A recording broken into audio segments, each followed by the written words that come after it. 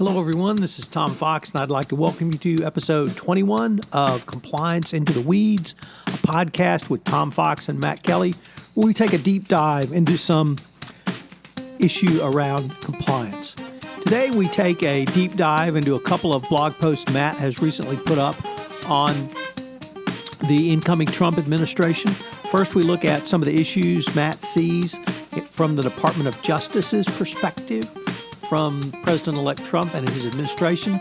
Then we take a look at some legislative issues. Some very interesting ideas that Matt has and really focuses on the legislative process and how a President Trump might interact with a more mainstream Republican Congress. This is Tom Fox. I'd like to thank you very much for listening to this episode of Compliance Into the Weeds. Hello, everyone. This is Tom Fox, and I'd like to welcome you back for another episode of Compliance Into the Weeds with my good friend and colleague, Matt Kelly, founder of Radical Compliance. Matt, welcome. Hello, Tom. Good to talk to you again. Matt, you've had a couple of very interesting posts over the last couple of weeks where you continue, if not an internal dialogue, certainly writing about some issues that compliance practitioners need to think about in a Trump administration, or I should say in the Trump administration, which will be with us now in 49 days, not that I'm counting. But I was wondering if we might be able to explore those posts in some depth, starting with your blog post entitled Compliance in the Trump Era Part 2 FCPA. So Sure. Where do you see potential FCPA enforcement and compliance going? I suspect a lot of compliance officers woke up the day after Trump had won the election thinking, as I did too, that, oh, Lord, they're going to finally repeal the FCPA. They're going to do this, that, and the other thing. And my job, my reason for being goes away. That was something that I thought the first few hours, and other people. I now think that that's really not going to happen. I don't think it's really going to happen, and certainly if it did happen, I don't think it would happen the way that anybody expects.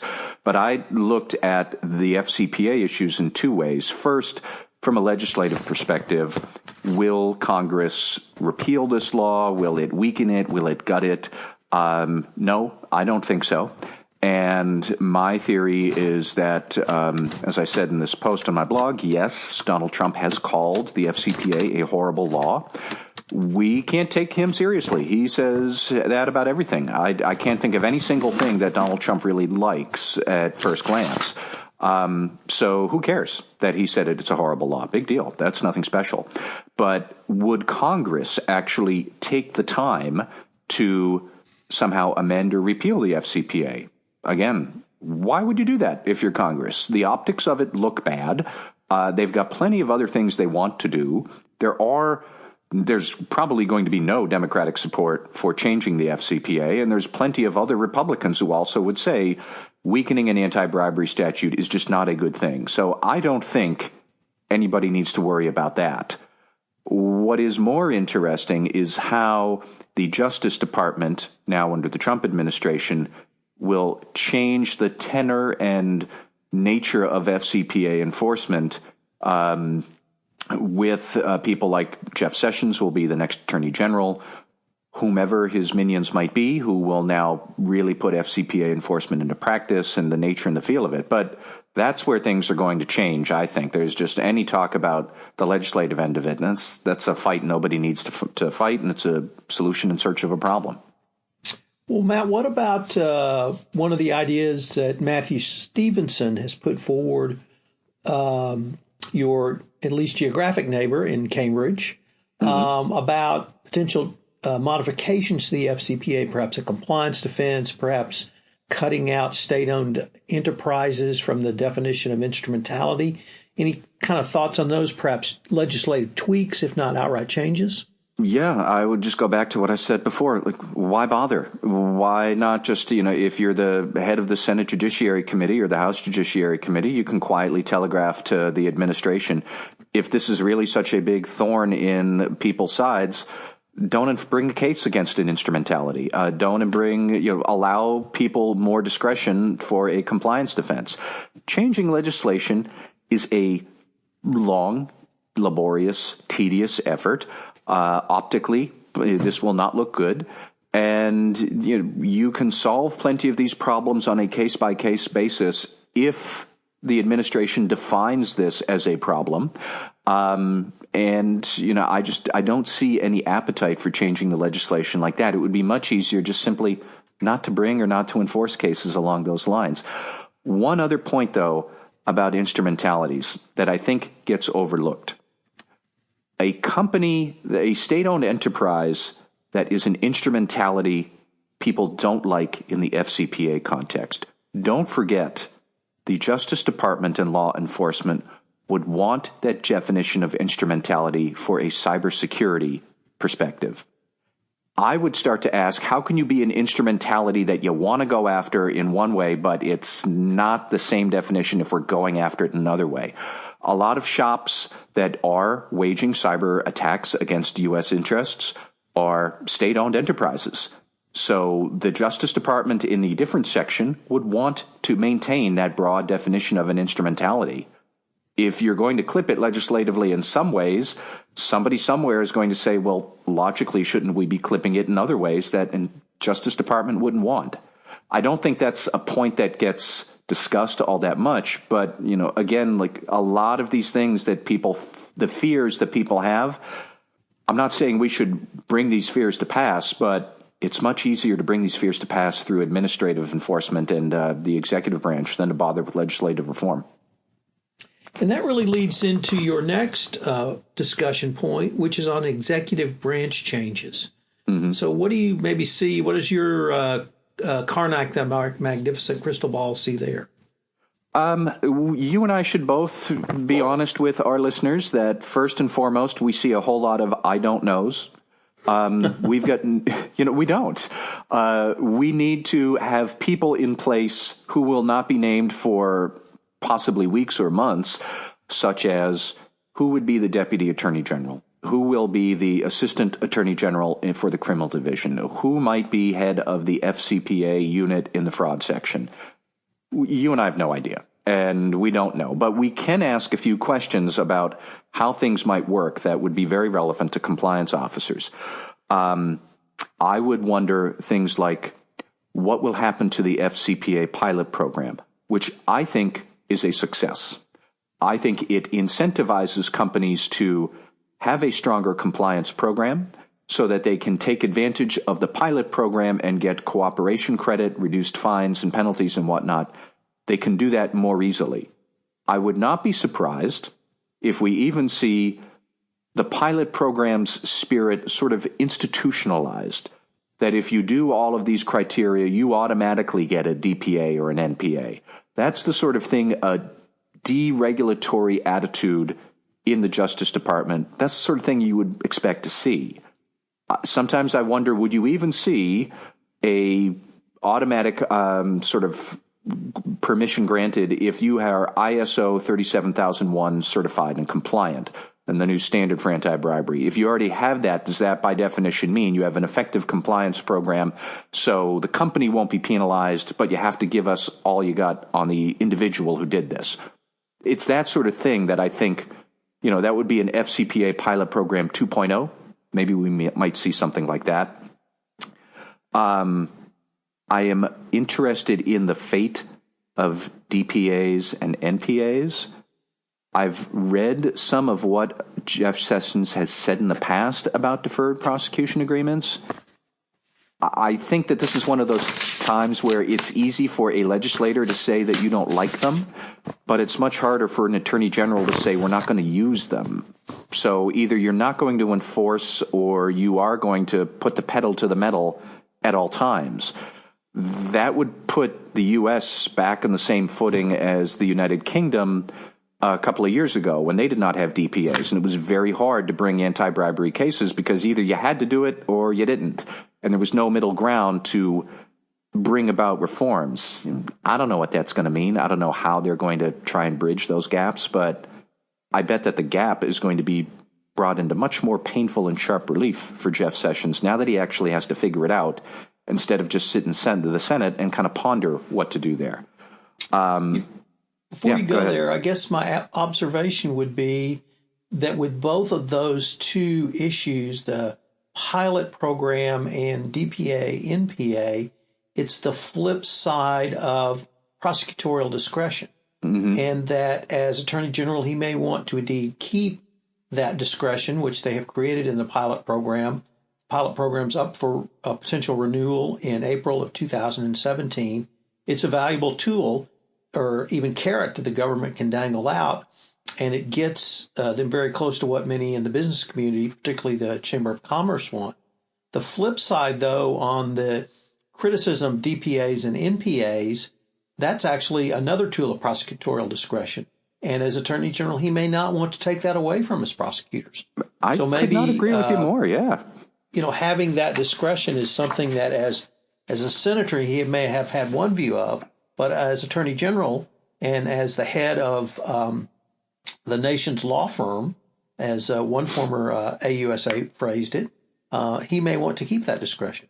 I can't imagine he would not want to keep that discretion. Yeah, it's easy for a senator to sit there and think about good policy that should apply in many cases, but when you're in the executive branch, you want room to maneuver. So I can't imagine that these things will go away as a concept. I do wonder how they would actually use them, but that would be such a thing to give up if you're the Attorney General. I can't imagine anyone would think that's a good idea. Matt, I have to say, on your next section, although you're not a lawyer, you certainly have been around a lot of lawyers because you give us the famous 3 things all lawyers think you need to know in the form of 3 FCPA questions to ponder. So what should we be pondering? The last one I would ponder really is, what is the future of the Yates memo? And, I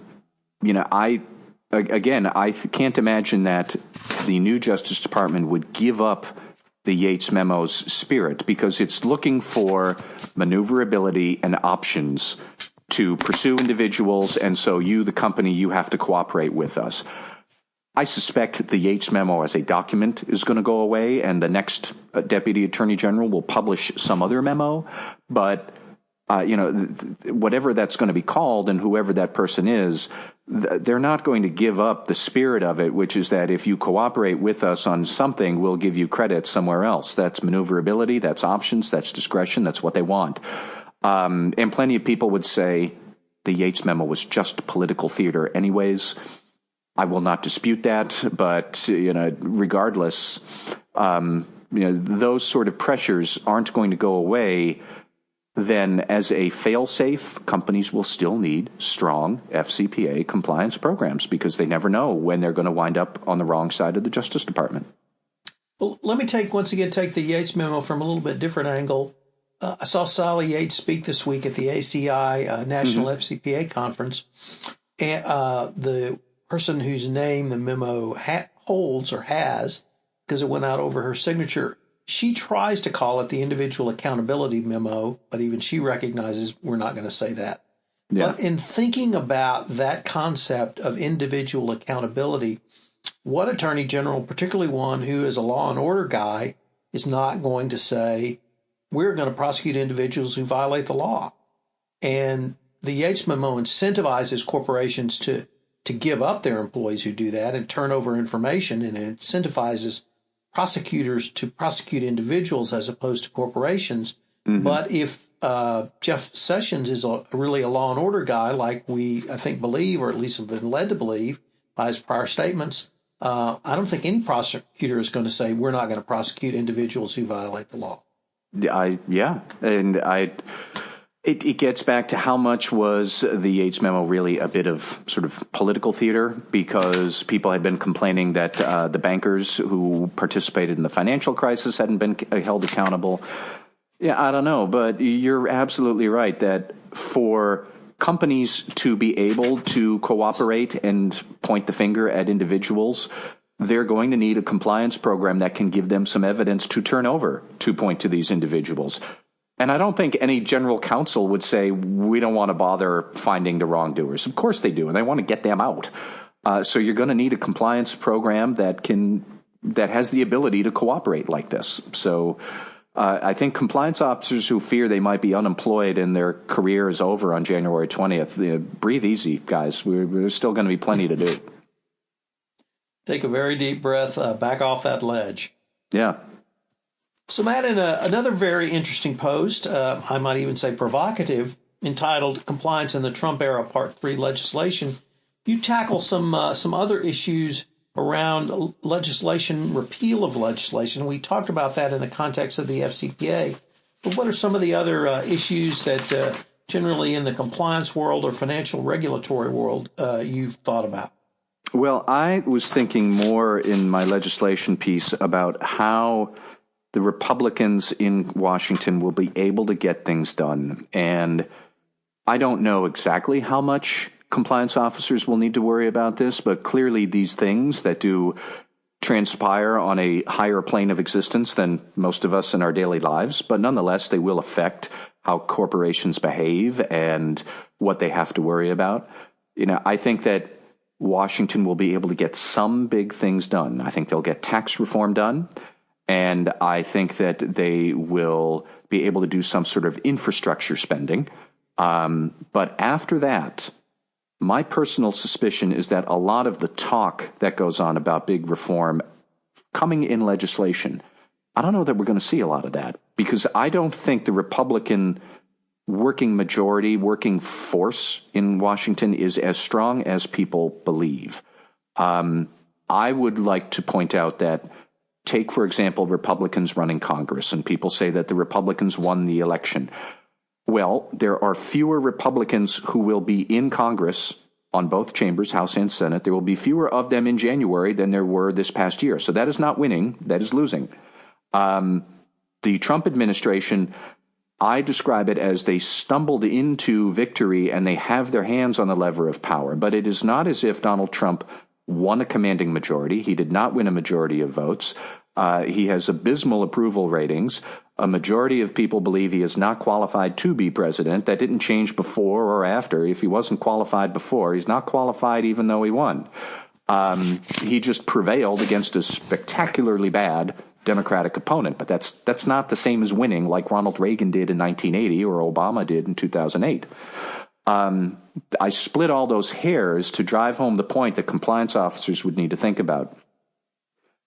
The Republicans will only be able to do that which they can coordinate with the legislative and executive branches. They both have their hands on the lever of power, but they both have to agree we're going to pull the same levers to achieve the same result. And if they don't agree on that, it's not a lot that's going to get done. So I look at something like healthcare reform. Sure, they want to go ahead and have a vote for repeal. That's fine. But you're already seeing they don't actually have a replacement yet. So they're going to kind of repeal and maybe it will be phased in and we don't know what we'll replace it with yet. They don't know how to get the same result. So I don't think we're going to see, I don't know what we're going to see with healthcare reform. And that's what compliance officers might want to think about and talk to your audit committee or your general counsel or anybody else who's thinking and asking you about how might healthcare compliance change. We got no idea, and neither do they. That's the fact. I think you're going to see the same for immigration, that it's easy for Donald Trump to do executive branch immigration actions. So we're going to see more deportation. We're going to see perhaps fewer immigration permissions from countries that have terrorism problems, as he says, or step up extreme vetting, whatever that might mean in his world. I don't know.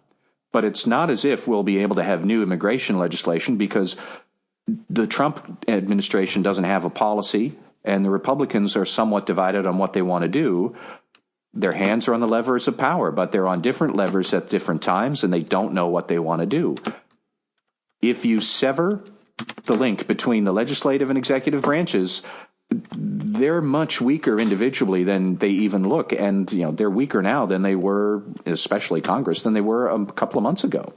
So I think that, we're going to see a lot more gridlock than people would actually think, other than a few easy slam dunks like tax reform and probably some, infrastructure spending. And beyond that, things get a whole lot more hazy about what's possible.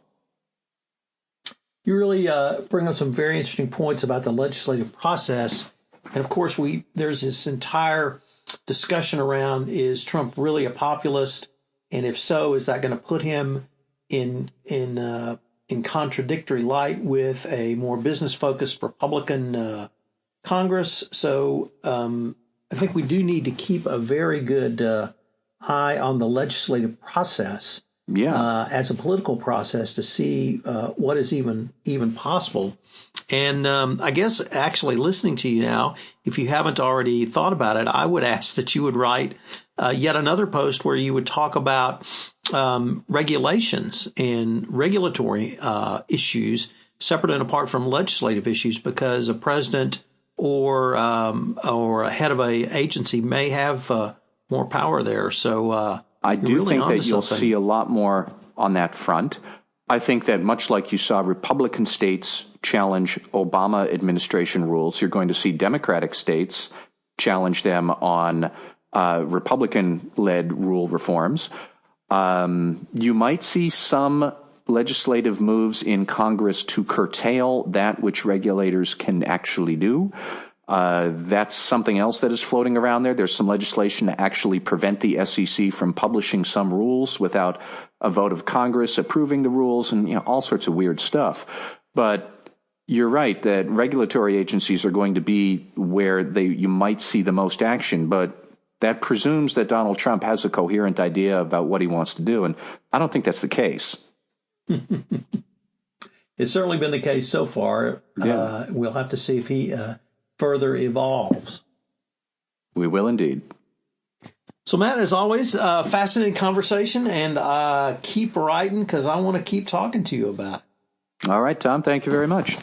We will continue the conversation.